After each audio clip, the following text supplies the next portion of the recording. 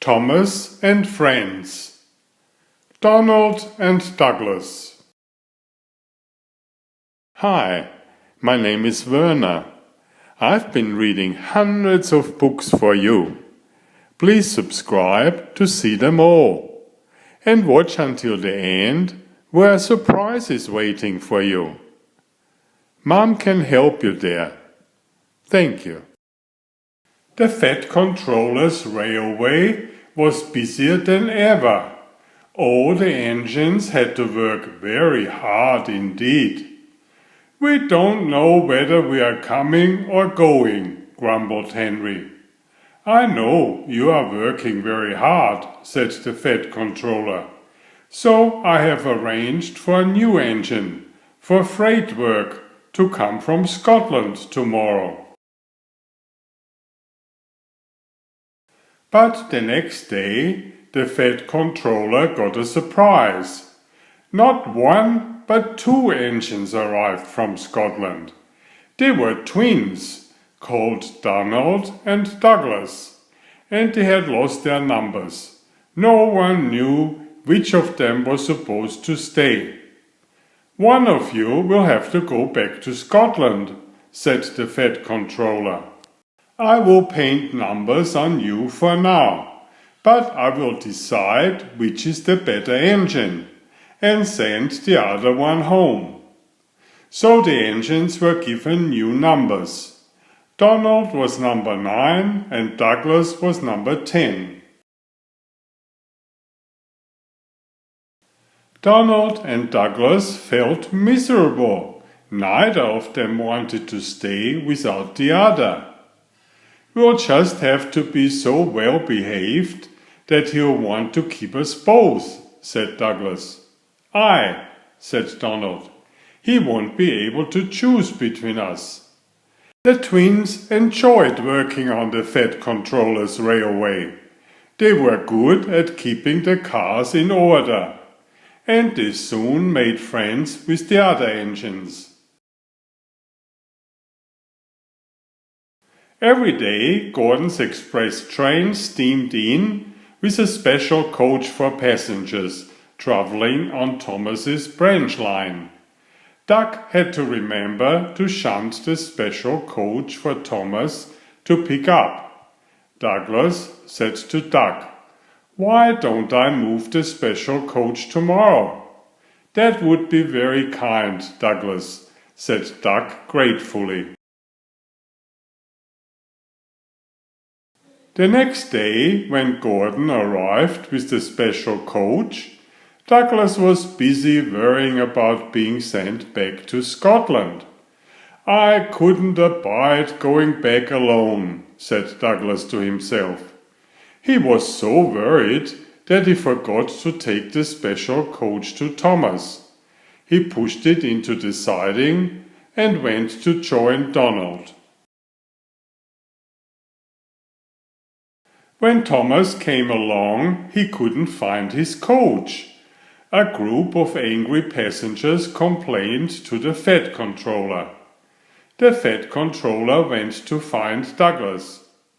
"I'm very annoyed, Douglas," he said. "It looks as though you may be going back to Scotland." The next day, Douglas was extra careful, and he didn't do anything wrong. But Donald was unlucky. He backed into a siding where the rails were slippery. Poor Donald couldn't stop. He crashed through the buffers into a signal box, leaving the signalman sitting on the coal in the tender. "You clumsy great engine," cried the signalman. "You have jammed my points." The Fat Controller was very annoyed. "I'm disappointed in you, Donald," he said. "I was going to send Douglas back and keep you, but now I'm not so sure." Donald felt very sorry. That night snow came to the island and covered all the tracks. Most engines hate snow, but Donald and Douglas loved it. They knew just what to do. They puffed busily back and forth, patrolling the line. They even rescued other engines who got stuck in the snowdrifts. All the other engines liked Donald and Douglas. Everyone was sad that one of them was going to be sent away. "They were wonderful in the snow," said Henry. "What we need is a deputation," said Edward. "What is a deportation?" asked Henry. "A deputation is when engines tell the Fed controller that something is wrong and ask him to put it right," replied Edward. "I propose," said Gordon quickly, "that Percy be our desperation."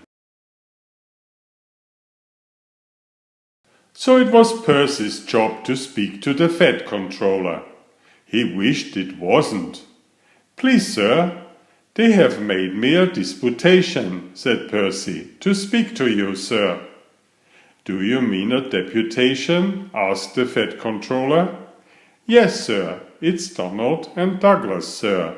Please don't send them away. Sir, they are nice engines, sir." The Fed controller smiled. The next day, the Fed controller went to see Donald and Douglas. "I hear you have been doing good work in the snow. What color paint would you like?" The twin engines stared at him. "Blue, please, sir," they said in surprise. "Does this mean we'll both be staying, sir?" asked Donald. "It certainly does," said the Fed controller. But the rest of his speech was drowned in a delighted chorus of cheers and whistles. Please subscribe if you haven't already. Thank you.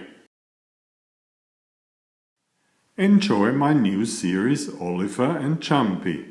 19 video books with about 500 pictures.